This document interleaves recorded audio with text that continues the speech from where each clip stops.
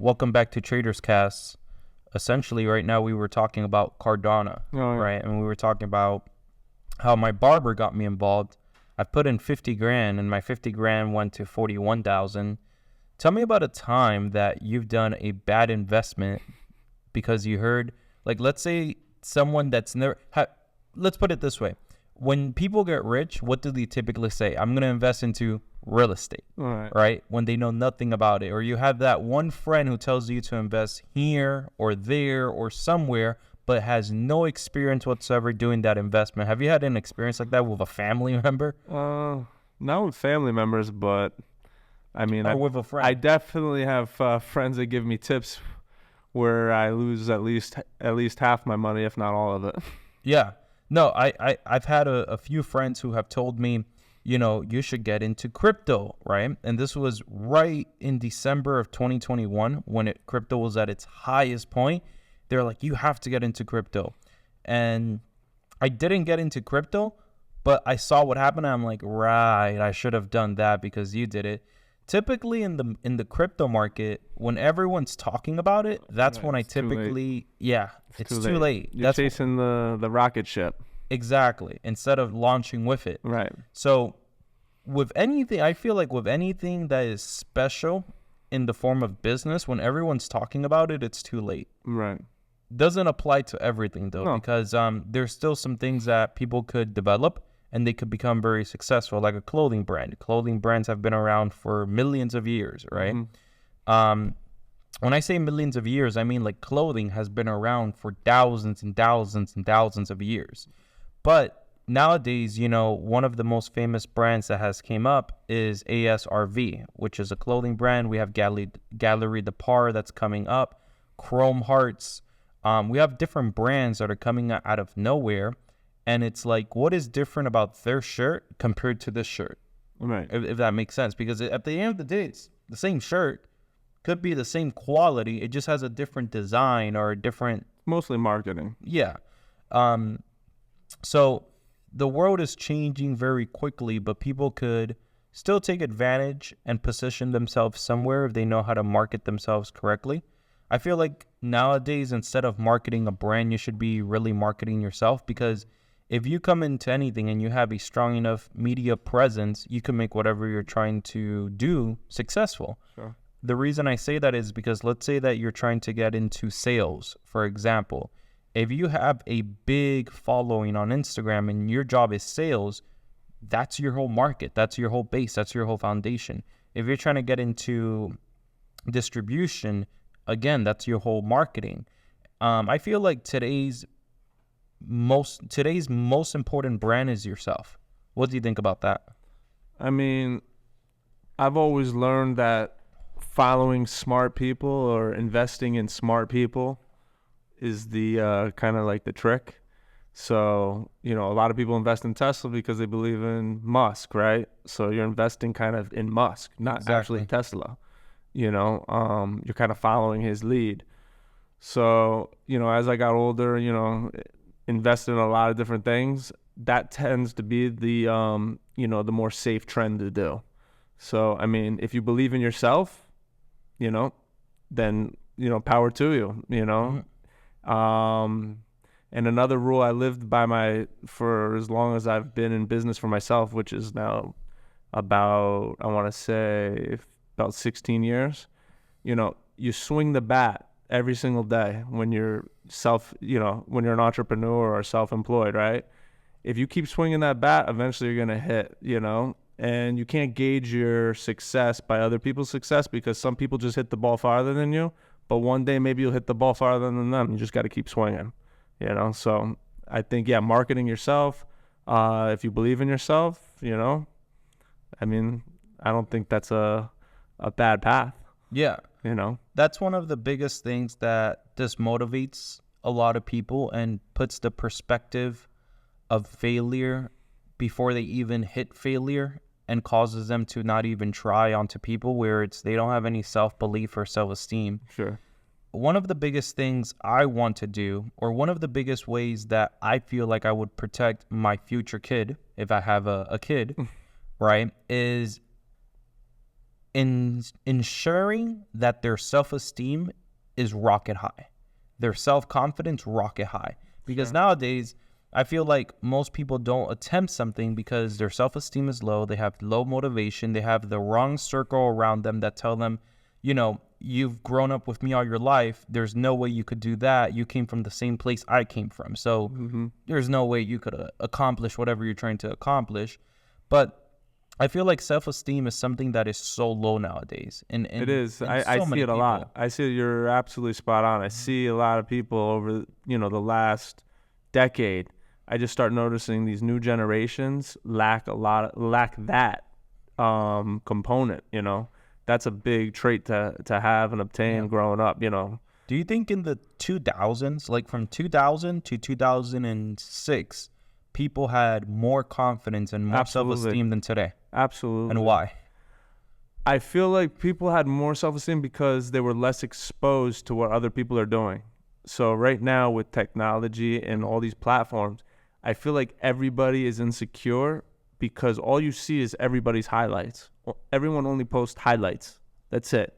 You know, no one's posting their losses, you know, so everybody's on their phone looking at everyone's highlights and everyone's successes. So a lot of people are damaged by that, I believe, because they're like, oh, damn, this guy's got $1 million. This guy is buying 100 houses. This guy's doing this. This guy's doing that, right?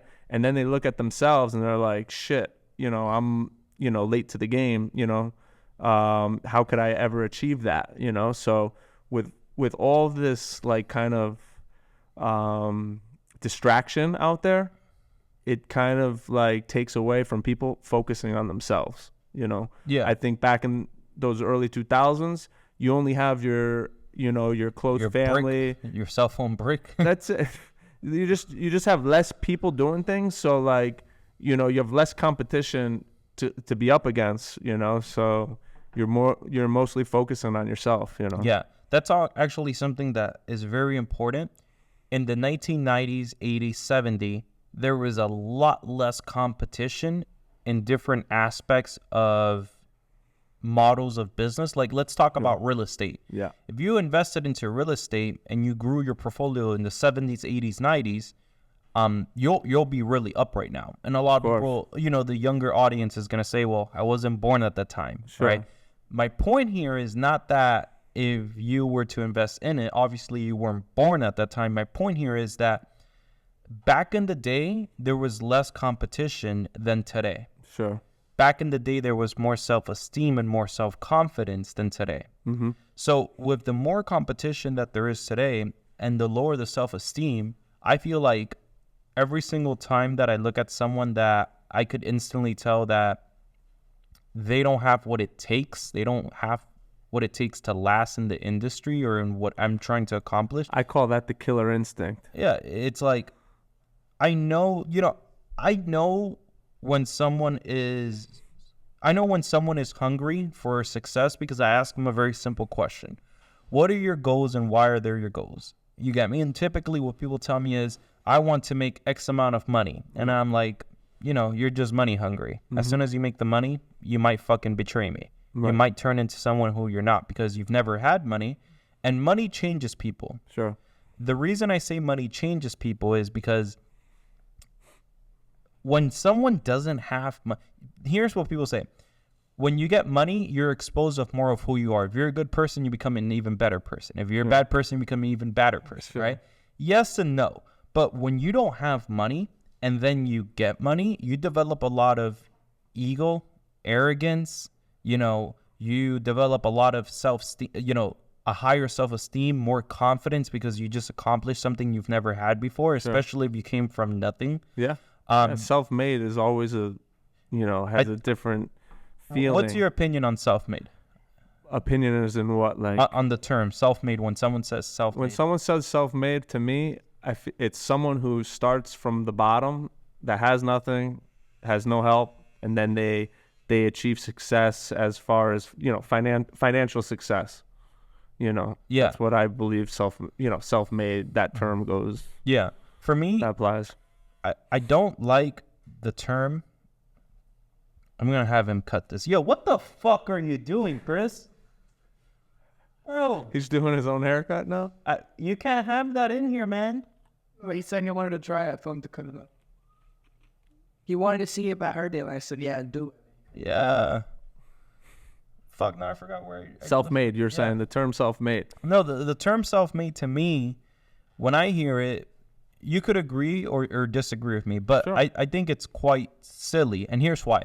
When someone says I'm self-made, that means that you've never had help along the way. And I feel that's so arrogant to say, because if you're someone who's underneath 18 years old, Yeah. you have your parents, you have your guardian, you have Sure. the roof over your head that someone's providing. If you are coming from the streets, more or less, you had that person that gave you $1. Sure. You had different people that gave you a meal. So the term self-made to me doesn't really exist, because I feel like everyone accomplishes whatever they want to accomplish with the help of different individuals along the way. No, I agree exactly what you're saying, Mhm. but I think self-made, just generally speaking, is like you didn't come from money already to. Oh, that's the way you're framing it. That's how Yeah. I frame it. Like, Okay, so then I agree. So self-made is like I come from nothing. I wasn't rich before. Now I made something of myself. So I basically I started at the ground, Yeah. and built it all up from scratch.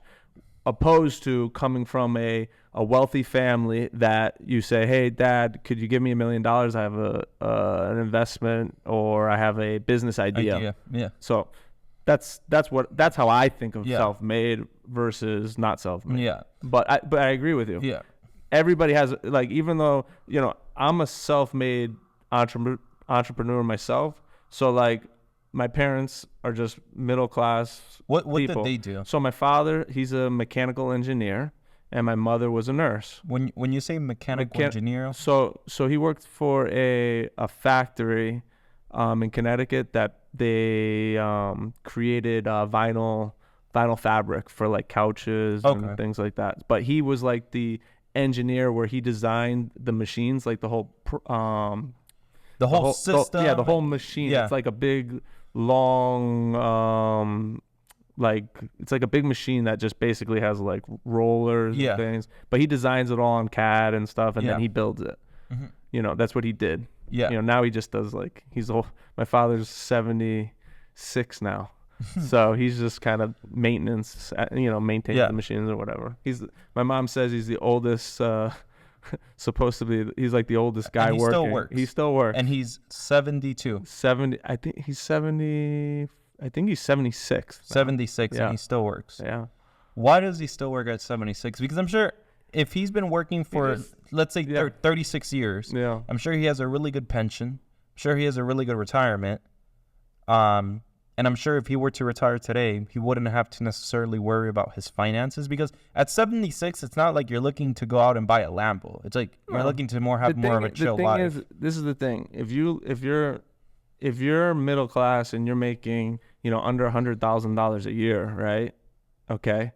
And you don't make any real estate investments or, any kind of residual income investments over the years, then with the inflation and everything that goes on right now, I mean, pensions and all that, they just about provide, the basic needs, so he probably gets what he gets. I don't really know his exact finances, but, obviously he works because he needs more money, It costs a lot to live these days. So, but like I said, in America, you need residual income. You need investments. If you don't, you better be ready to move to another country, because the cost of living here to maintain when you're old, it's ridiculous. Yeah. That's where a lot of people who are refugees, immigrants, I was born in Cuba, came here when I was 3. My parents became citizens. I became a citizen. I'm here legally, came on a plane. Grateful that that's how it was, because some people come here on like a little raft. On a raft, however they can. They come on a balloon, like an airboat balloon, right? That's like this, and just has a small little motor in the back, and hopefully the motor has enough to get you past 80 miles. 9 out of 10 don't make it. That's where I talk about the aspect of most refugees and immigrants think that coming to America is going to make their life easier. Sometimes that's really not even the case. Sometimes it becomes a lot harder. And when it becomes harder, then they start complaining about how hard life is, and then they want to go back to where they came from. Most people don't understand how difficult it is to live inside of the United States of America. And the reason I say that is because it's difficult to create an idea that produces money to maintain you and then to maintain the lifestyle that you want to accomplish. It's mad difficult. And that's why only 1% of the world are, in my opinion, financially free. Not 1%, but 1% is like wealthy, 5% is rich, and then the other statistics are basically middle class, which I think is going to go away, and then you're basically poor and then broke. So the statistics based on Robert Kiyosaki, when he talks about his 4 squares, basically in his book, Rich Dad, Poor Dad, he talks about the employee, the self-employed, the business owner, and the investor. And essentially, in life, you want to go from being an employee to becoming a self-employed to becoming a business owner to then eventually becoming an investor. In those 4, where do you end up in, and where do you want to be, essentially? Me? Yeah. I'm self-employed and an investor, mostly. Self-employed and investor. Yeah. Do you ever want to own a business and manage employees, manage staff? No, I owned a business prior. So I had a construction company. Okay. So I had a construction company. I still have the construction company, but I use it differently now than how I did when I started. So I started my construction company. That's how I became self-employed, obviously. Yeah. And then I built the company up until I had about 10, 12 workers. Where were the workers from? The workers were from Ecuador. Ecuador. Yeah. Ecuador, Mexico, basically. And which ones are better, Mexicans or Ecuadorians? They both are good. You got to filter. I mean, there's good ones, bad ones of every race, you know. But basically, you got to find the good ones, right? Yeah. That's basically the goal. So I started myself doing roofing and masonry. Yeah. I started off doing that. I would be the one, hammer nailing the shingles. Have you ever heard a quote?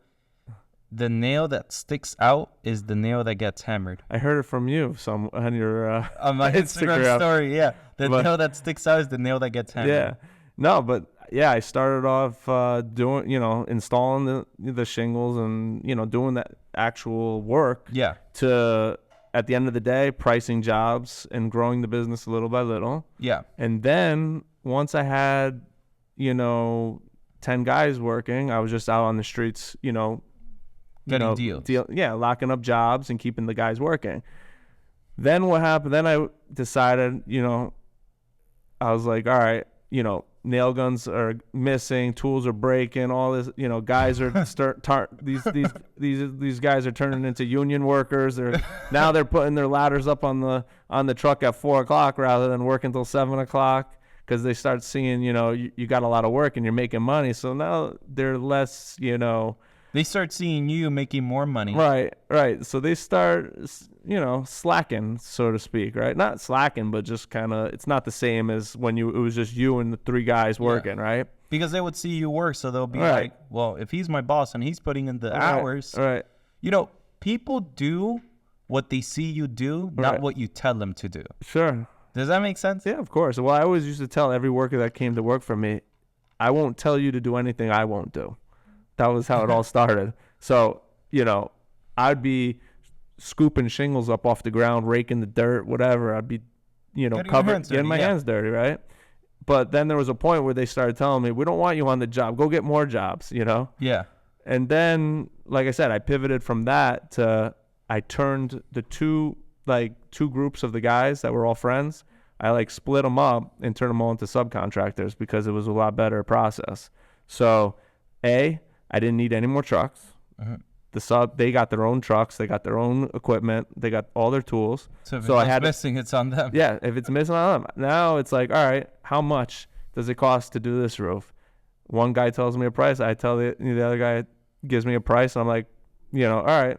And I leverage them too, or I'll leverage other people, and I'll keep them busy and I'll just work off of that. This way I know what my profit was, you know? Yeah. And I didn't have to worry about if the tools were broken or any of that stuff. So I cut all of those costs. So subcontracting was a lot better process. And then from there, then I started buying real estate and then using all of them to fix the houses, you know. So then that's how I kind of got into real estate, you know. And then now my construction company is just basically all those guys. I have all their numbers, obviously, and they're all my contacts, and they all have their own, you know, independent businesses. And I just use them for whenever I have work.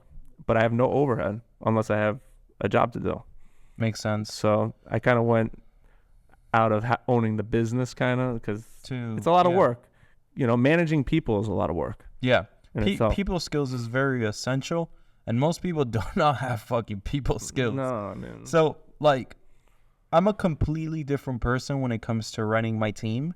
When it comes to running my team, the number one quality that I focus on is leadership. Mm-hmm. You get me? And you don't create it.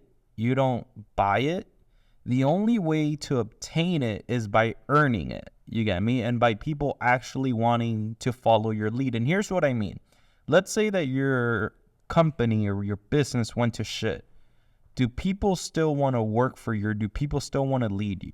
Still want to follow your lead, even after it goes to shit? And that's where in December, a lot of shit for me went to shit. In January as well. And I had a lot of people who still wanted to follow my lead. And the reason they wanted to do it is because the communication was always on point, if that made sense. Mm-hmm. I always make people feel very safe about what they're going to do with me because I explain how is it going to be done, when is it going to be done, and what are going to be the actual results of it being done, which is being very just efficient and proactive. With that being said, when we get into the real estate side of things, what projects are you essentially working on now? And what's your opinion on the multiplex, or what's the difference between residential, by the way, as well? What's the difference between the residential and the commercial? And what are you working on now? Okay. So sorry for all the questions. Yeah, no. I'm just curious. No, so I know nothing about real estate. Yeah. You know, and you know what's crazy? People who don't know shit about real estate always tell me invest into real estate. Sure. And I'm like, what the fuck cliche. Do you know? You get me? Cliche thing to say, right? It's like, here's why I haven't invested into real estate, all honesty. There's two reasons. Number one, I don't know too much about it. Mm-hmm. And number two is, since I don't know too much about it, real estate, even though in the next 10 years it's going to be a good investment, whatever investment you do now, what happens if you invest into something now and the market crashes, or this happens, or that happens, or you invest into a house and you're not informed on how the air system works, like AC, and you have to redo the whole AC of a whole house. It could cost you 25, 50, depending on the size of the house. Right. It could lead you down a wrong path very quickly. Sure. You're going into the unknown. Exactly. It's like buying Bitcoin right now at $60,000 and thinking it's still going to go up. Right. Based off of hope. It's extremely risky. So see how when I said I started off with construction and then I pivoted to real estate, right? Because I knew how to build the houses. Did you ever have a worker called Willie? No. Willie. No, never had a worker Willie. I don't know, maybe I did. No, I didn't. Anyway, so basically how I started, it started from construction, right? My family's in construction, like my mother's side. But then I got into it, and so I know how to build the houses from top to bottom, right? So that's when I went into real estate. It's like there's no unknowns for me as far as the construction process, right? I just had to kind of learn the the whole rental, world and like market, and figure out, that side of things, which it's all numbers, right? The logistical side. Yeah, exactly. So multifamily, I always tell people, there's real estate. There's a ton of things you can do in real estate. Okay. You could be a realtor and just sell houses and make make your percent. You could be an investor where you flip houses, single family houses. You can be a person who flips multifamily houses. You can be a wholesaler. You can be a person who just, acquires properties and holds long term. I'm like in the middle of flip and hold. So what I mean by that is, like, I'm not emotionally attached to any property. So basically, if I find a multifamily and I get it at a good price, I fix it up, whatever, and let's say I create all the value, in that building, and I can sell it, make a couple $100,000 or whatever. Depending on what I have in the pipeline, I might sell it, I might hold it. You can really, decide at any given time. Quick question: why is it that you flip it, right, instead of holding it and essentially creating? So exactly. So basically, like I said, I don't have to sell it, but if I do sell it, it would be for a reason. Because if I have in the pipeline, say, something bigger, or I want to acquire something else, and I can sell this asset, to get the funds to buy another or bigger asset, I would probably explore that avenue. Or you could just hold it and just collect the rents, right? And you make residual income every month. So explain to me how this works. Sure. Let's say that you you got a property, Okay. right? Let's talk about the numbers. Okay. You got a property. For example, the property is realistically $350,000. Okay. Right? And you're into the property. Is this a single family or a multifamily home? This is 2 bedrooms, 2 bathrooms. Like a single, like only one family lives in there, one rent? One rent. Oh, okay. Yeah. So single family house. And it's, and you're paying $350K. Okay. And you're into it, let's say $50K. Right? You put 50. You bought it for $350, and now you put $50,000 into fixing it. So now, right? Not into fixing it. Let's say it's already good. As an example, the easiest example ever. All right, wait, hold on. I'm just trying to understand. So you bought the house for $350,000, but your deposit was $50,000. Exactly. That was your initial investment. Yeah. Okay. I'm not gonna include taxes. No, right. Overcomplicated. You put $50,000 out of your pocket on this house that you bought for $350. Yeah. Okay. For $350. So what's left is $300,000. What you owe the bank. Okay. Right?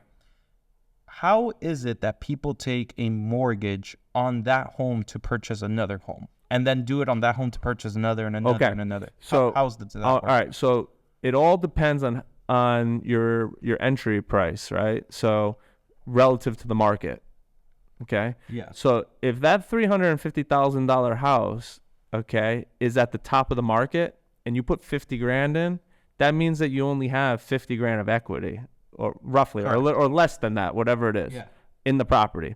But if you bought that $350,000 home, right, and got a good deal on the house, and it's worth $500,000, if you were to sell it, now you have $150,000 of equity, right? So basically, in order to borrow equity from that property, that's what they're doing. They're getting a loan from the equity that they have in that property for a down payment for their next property. You understand? Okay, so for example, if that house is $350,000, right, and the market says that's what the house goes for, $350,000. You just bought market price. Yeah. Okay. And you put $50,000, there's no money for you to pull out of that house. They won't give you a loan because they're gonna say you only have they're gonna say you're over leveraged. You gotta. They won't do that, and you never want to be over leveraged on a house. What I mean by that is, you never want to owe more than what the house is worth. Okay. So here's a better example. So let's say that I bought the house for $350 in 2020. Okay. Post-COVID. This is before COVID. After COVID. Pre-COVID. Pre-COVID. Yeah. Yeah. You saw after COVID, everything got a lot more expensive. Yeah. So let's say now it's 2023. Okay. 3 years fast forward. In 2023, the house is now worth $500K. Okay.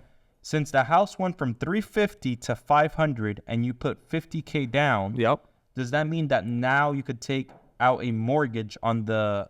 Well, they'll give you, so now you're saying now you have $200,000 equity in the house, right? Okay. Banks will give you like a HELOC, a home equity line of credit. Okay. What? HELOC. Chris, is there any way that I could share my screen there? Can we work on that in the future? With my iPad or... Like, okay. So basically, all right. Yeah. So sorry. Or can we have like some type of like? Yeah. That's gonna go here. And can we write on that monitor? We'll buy one that we can write on with. Okay. Gotcha. So what was that All famous right. word? So HELOC. HELOC. Perfect. Okay. HELOC. That's a home equity line of credit. Home equity line of credit. Okay. So that's when you own a house, you go to the bank, they do an appraisal on your house, they see how much you owe on the house, okay? And then they figure out how much equity you have in your house. Banks don't want to give any kind of lines of credit if you're going to go over, I don't know, typically 80% LTV, loan to value. So if your house, let's say, is worth 500 grand, okay, they're going to say, all right, the most that you can draw off that house is 80% of 500, so that's 400K, okay? So if you only owe on that house 300K, the maximum HELOC that you can withdraw is about 100 grand. You see what I mean? The difference. They won't let you max out the equity in your property. So how is it that these people essentially grow such big portfolios? Okay. So, all right. They don't do it off of single family homes. Okay. They do it off multifamilies. All right. So I'll make some scenarios. Let's say you buy a 3-family. Yeah. And I'm actually going to share the numbers with everyone. Yeah. Can you go onto Trading View and just have me log in so I could type in the numbers? Yeah. The word that you left off on was multiplex. Multifamily. Multifamily. Okay. I call them multifamilies. Okay. Okay. Yeah. That means multiple apartments under one roof, basically. So, Okay. so it's like a house with 3 apartments, a house with 4 apartments. Yeah. Okay. Perfect. So. Okay.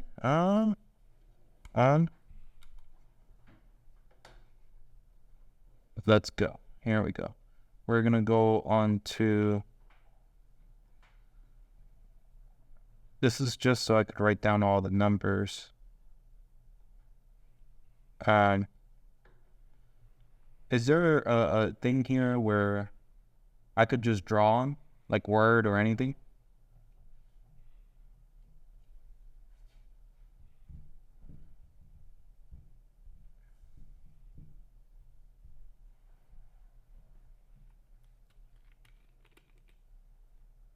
Perfect. Okay, perfect. This is exactly what I need. And now make the words bigger. Right there. You could put it at 23. Okay. Perfect. I can see that perfect. Okay, so we were talking about I call Multifamily. it multifamily, multiplex. Multifamily. Okay, multifamily. Yeah. Okay. All right, so we'll start small, okay? Let's say you buy a 3-family, Yeah. okay? Let's say you pay 300 grand for the 3-family, all right? When you're buying investment properties, you got to put about 20% down. Yeah. Okay. So you put 60,000 into it. Okay. So now that 3-family, you owe the bank 240 grand, right? Yeah. Let's say the rents were below market, and that's why you got the property for a good deal. Okay.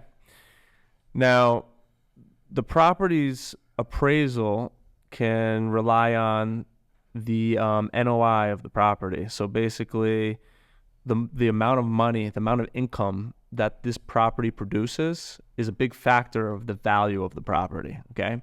So this $300,000 property, you went in there, you did a little, 20 grand of. This is 3 families. There's 3. Okay. It's a 3-family, 3 units. Let's say you put 10, 20 grand into it, just, for some renovation cost or whatever. And you were able to raise all the rents up by 30% or whatever. By doing that, you created more value on the property by raising the rents, because now you have more cash coming into the property. And now let's say the property is worth $450,000 now, okay? Now, what these people do is they go to the bank, okay? 450? Yeah, let's say it's worth $450,000 now with the new rents in place, okay?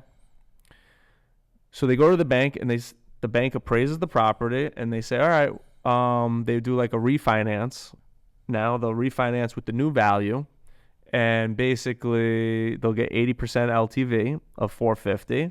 So what that does is that allows them to pull their cash that they put into the property out of the property, and it allows them to use the same cash that they put as a to purchase the property, to use that money on the next property. Makes sense. As a deposit. So as an example, let's say that so we're looking here in the screen. Let's say you put in 60 grand. Mm-hmm. The value of the home is 300K, so that's 20%. Right. Then the value of the home went to 450 after you did the $20,000 investment to fix the bathroom, fix a little small things. And you raised all the rents in the building. And you've raised the rents to, by 30%. When I said 30%, I'm just making a number. But, Yeah. But whatever you did, you raised the rents all the way to the top of the market because they were lower. That's why you got the property for 300 grand. Okay. So for less than market. Yeah. Okay. Makes sense. So now your property, your multifamily property is worth now 450K. Right. You're into it 20%. So 20%. Well, it doesn't matter. Don't do that. When you go to another bank and refi, okay? Yeah. You get 80. They'll do up to 80%. Okay. So 80% of 450 is how much? 80% of 450 times 0.8, 36. So that's 360K. Okay. So now they will mortgage you 360K. Your original mortgage, right? You owed 240K. Yeah. So they're giving you 360. So now you have 120K. 360. So now you have 120K of cash coming back in your pocket. And this is the other little trick. So when you refinance, it's tax-free. So all that money that came back to you is tax-free because technically it's a loan from the bank. Makes sense. And it's not income. You have to pay that back technically. Okay. So. And then with the 120, you go and now you have cash to go buy another property. Okay. And then this one essentially cost you, as an example, 60 grand. So now you got to also understand the numbers here, right? Yeah. Okay. So the house that you just refinanced, right, and got a loan for 360 now, you also want to make sure, okay, or definitely the rents need to support that 360K mortgage, okay? So all those numbers have to make sense because you don't want to be over leveraged on your property as well. So you want to make sure that you're making, all, like if say one of the tenants isn't paying, at least, with 2 rents come in and out of the 3, you have your mortgage paid and you're probably getting a little extra cash. Makes sense. Yeah. You want to stay leveraged properly. Nice. Because I feel like it would be extremely difficult to just start off in the real estate and not have anything like a backbone. Right. Like here's my example from this. Robert Kiyosaki is huge into real estate. He's in debt $1.2 billion. According to him, you know how people always make up shit. Yeah. But the guy... But good debt. Good debt, right? The guy, he created his wealth through his companies and then invested into real estate. A lot of people create this wealth through companies. Sure. And so with that, what's Grant Cardone's system? I don't know his system. You don't know his system? Per se, but I understand the tax loopholes and why rich people put their money into real estate. And I'll explain to you some of the benefits and the reasons why they do it and why they have an upper hand. So when they have these businesses that are generating millions of dollars, okay, if you basically are, I don't know what the exact percent, but I believe it's like, if you consider yourself a full-time real estate, it has to be 1,000 hours in the field. Okay. To become a real estate professional? To become a real estate professional. Yeah. So I was with my accountant yesterday. Okay. I was paying my taxes. Gosh, what a low blow.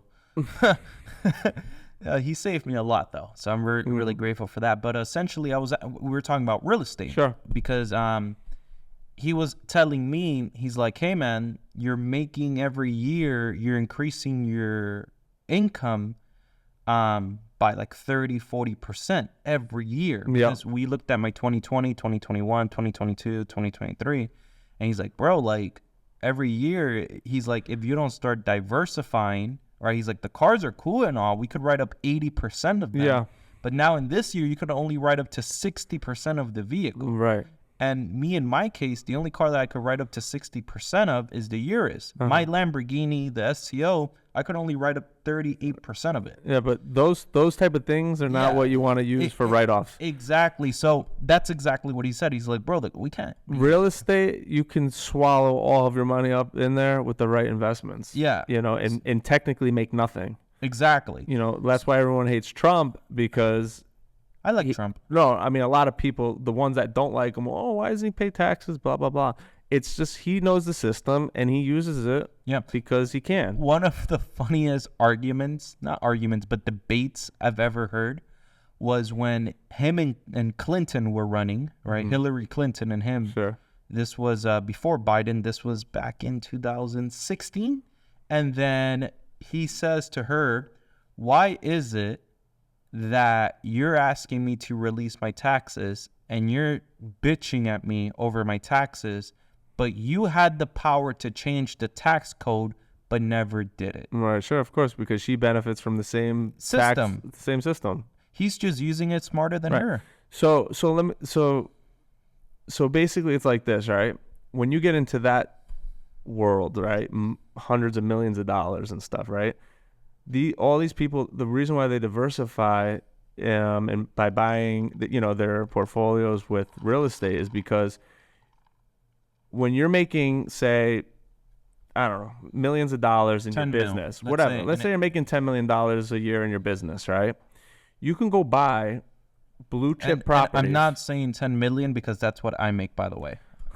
No, because people now then think I make 10 million. So like let's say your business is generating $10 million a year, okay?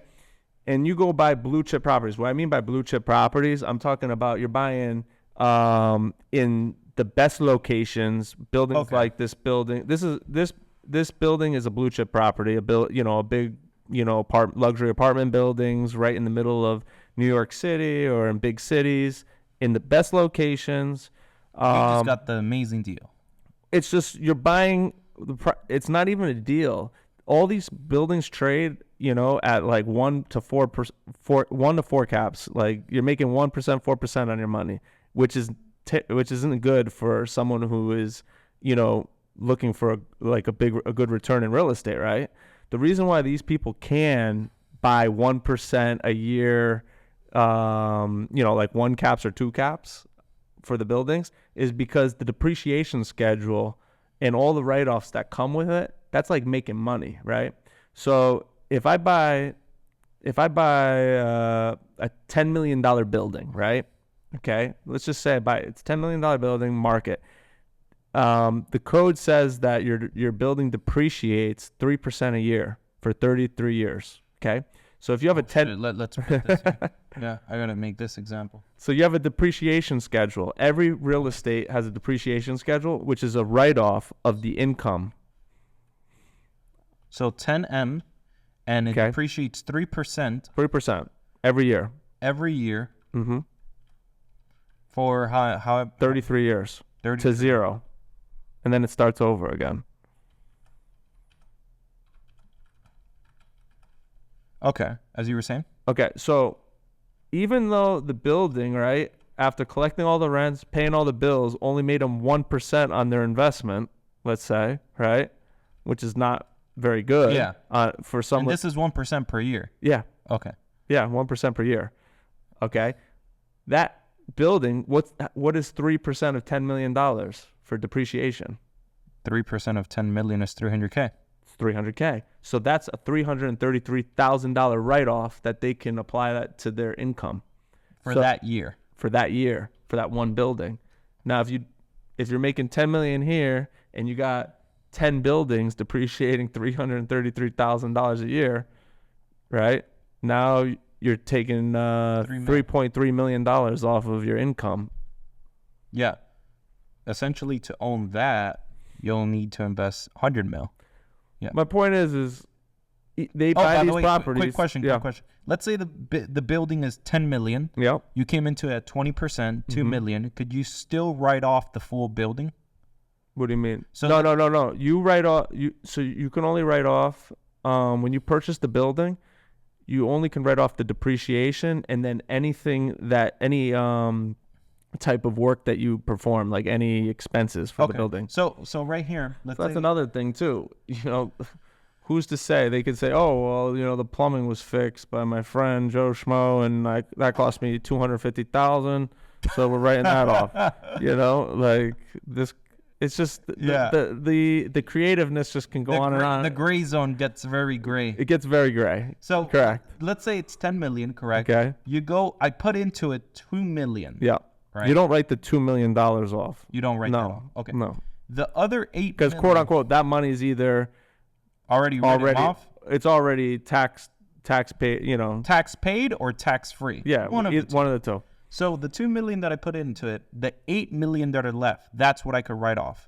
No. So you're writing off. Well, yeah, you're writing off the interest.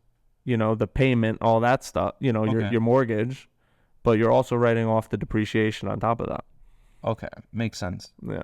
They're just ways to write off, to balance, your gains in other areas. Yeah. So this is where I feel like before I even buy a real estate property, or especially a multifamily multiplex, I'm going to invest so much money into the correct mentors. Yeah. And that's something that people neglect. People think that they could just look shit up on YouTube and YouTube would tell them everything. Yes, YouTube would tell you a lot, right? But you want a mentor, Well, you gotta know who whose lead you're following, like you said. Yeah, exactly. Leadership.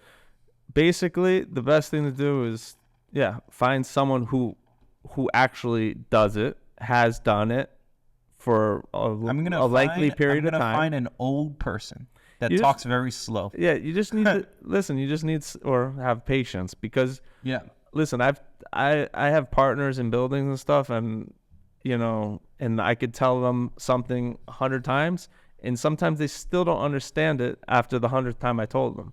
It's some people just don't understand it easily. Some people are slow. No, they just don't understand it easily. It's not easy to pick up. But yeah, you need someone with a long track record.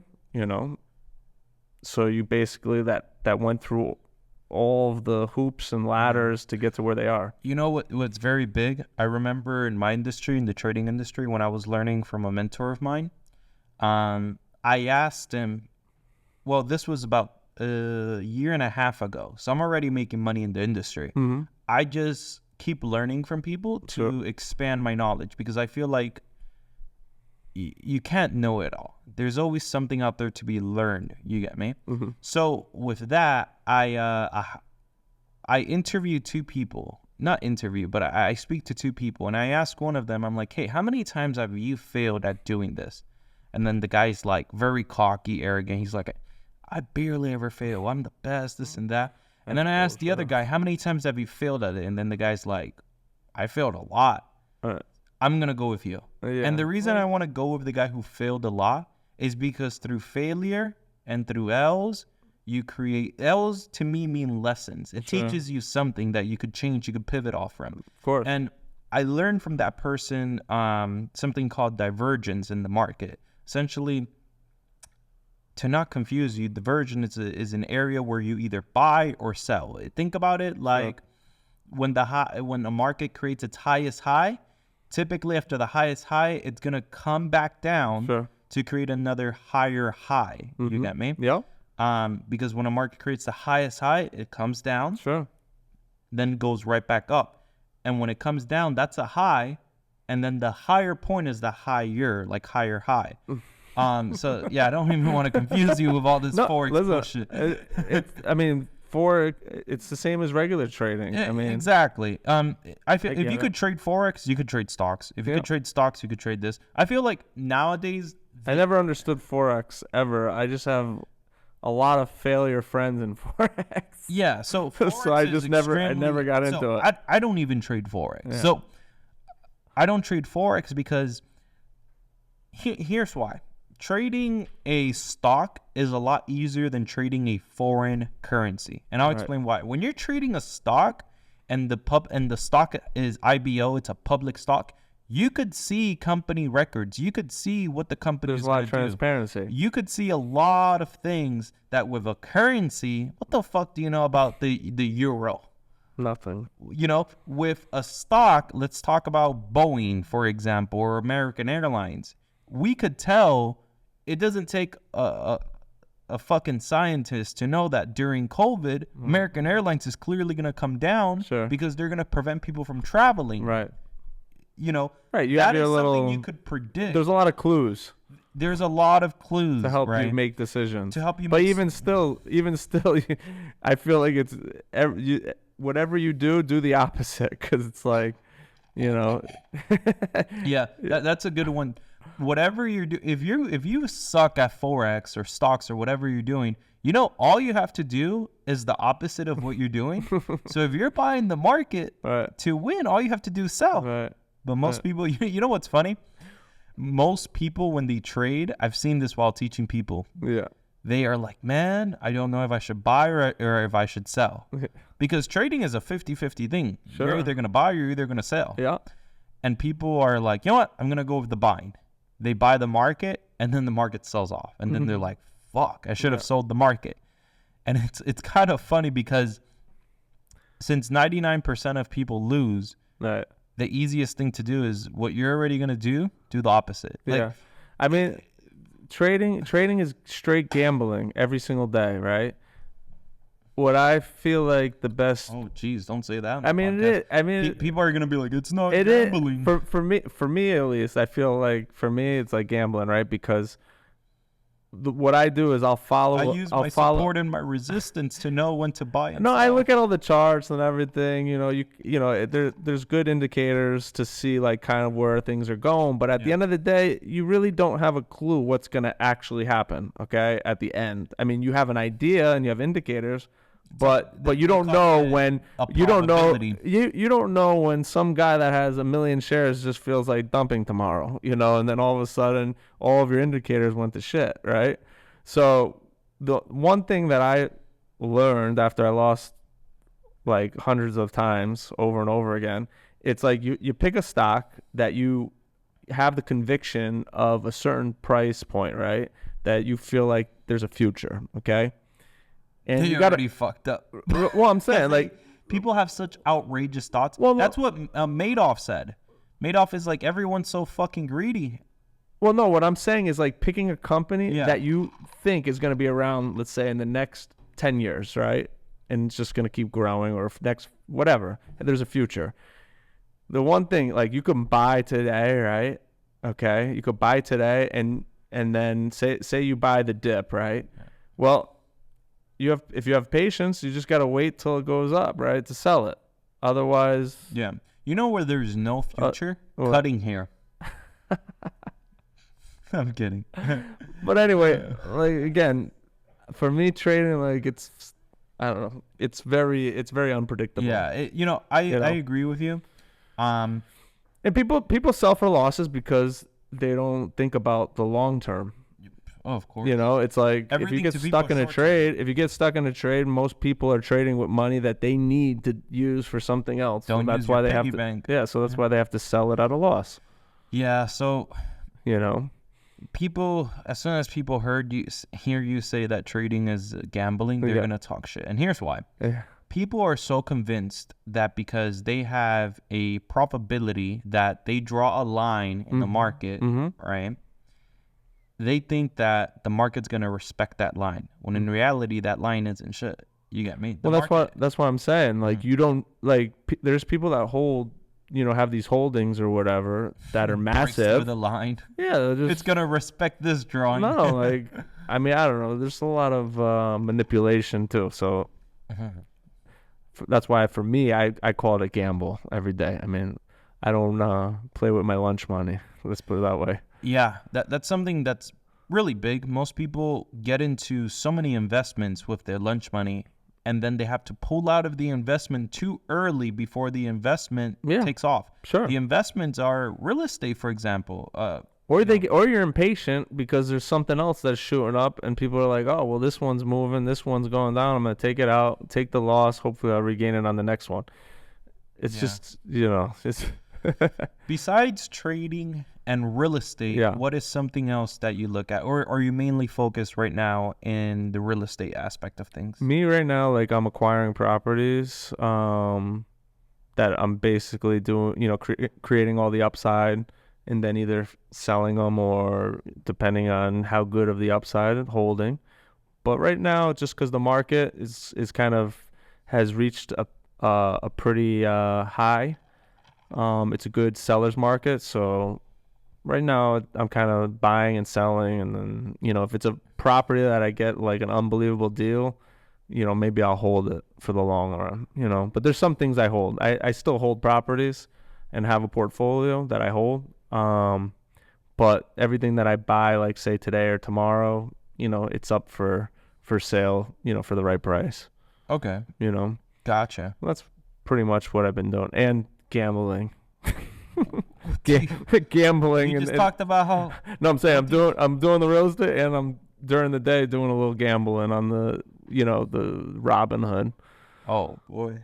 Yeah. What do you gamble on? None. I just have like certain med tech stocks that I follow and try to beat the market for the day. I'm about 50-50 right now.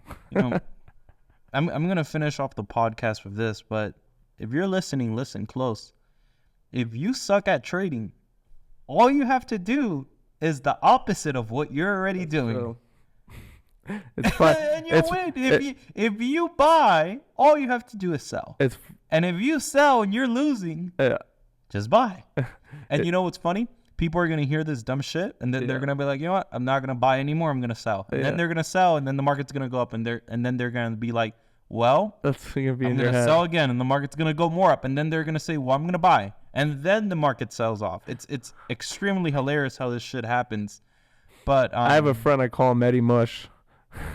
Because I call him Eddie Mush because he's a mush with the stocks. Every time he buys, the stock goes down. So I always try to find out when he's buying. There's some people who think the market has it for them. Yeah, it's like it's just BS, but it's just fun, funny thing. So I'm always like, are you in? Are you in the stock? And he's like, yeah, I'm in. I'm like, all right, I'm selling. Or he's like, all right, I'm selling now. I'm like, all right, good. Or like sometimes I won't even tell him. Now what I'm going to do is I'm going to go on a Zoom call with my whole community. I have 19,000 plus Telegram members. Yeah. And I'm going to ask them, hey guys, are you guys going to buy or sell the market? If everyone tells me buy, I'm going to sell. Yeah. And if everyone tells me sell, I'm going to buy. Exactly. No, but essentially, guys, superstition. If you're losing in the market, all you have to do is the opposite of what you're doing, which is pretty much common sense. But I'm saying this as a joke. Overall, trading, investing into real estate, and overall becoming a business owner and becoming an entrepreneur is a very difficult road that is not for everyone. And you must know your role. You must know if you're better off being a CFO, a CTO, just an employee for that company, just it's a roller coaster for contractor, because everyone feels entitled to become the owner, the CEO, essentially, right? But most people are not capable of that position. So most people have to understand, what are they good at? And if they're good at a specific something, go be that something. Don't try to be the person who runs everything. There's only very select people in this world who could run the whole show. And the reason I say that is because I'm in that position. You get me? I'm not the best when it comes to technology. I'm not the best when it comes to, let's say, cybersecurity. Like, I'm really good at communication and leadership. So essentially, I could tie everyone and make everyone work together. But one of the biggest quotes that I'm going to finish off with is, I work with the best. I work what I'm best at. And I'm the quote's very like this. I do what I'm best at, and I work with the rest. Meaning, I do what I'm best. So, my thing is logistics, right? I'm really good at logistics. And then the rest, I work with them. You get me? whether it's technology, cybersecurity, delegate everyone, bring it all customer together. support, you get me? I bring it all. But my strength is logistics, numbers. That doesn't mean that I'm in the logistics department running the whole show, but I'm putting in my 2 cents. But yeah, do what you're best at. And they say hire the rest. I say work with the rest, because if you can't hire them, just work with them. With that being said, thank you so much for coming onto the podcast. Definitely. Anytime.